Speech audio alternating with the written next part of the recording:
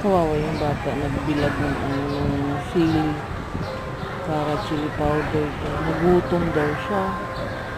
Kaya binigay ko na rin yung cheesecake na binigay ko kasi binigay sa amin.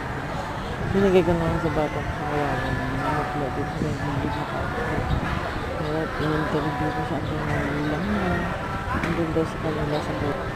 Mahirap lang daw sila manubo. Native. Taga Tagum City. Ay dito siya sa palengke ng Tagum City. Sa layo na. Sa terminal na bus lang siya natutulog pag kasi kinabukasan siya magtinda-tinda na angkat-angkat daw siya sa palengke para may paninda daw siya. Tapos ayun, sabi ko sa kanya, yan, may blessing pa rin yung taas para sa'yo. Magsipag ka lang. Hindi na daw siya magkapag-aral.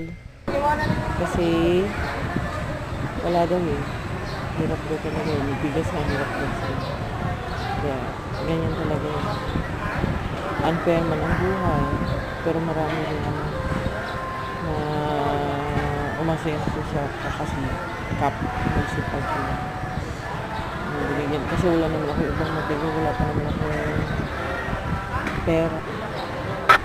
Wala pa akong pera. Kaya yung cheesecake na ibigay ko. Ayun. Tapos hayaan mo sa susunod. Malay mo, may awa. Bigyan ko rin sila kung sa paan. God bless you, bata.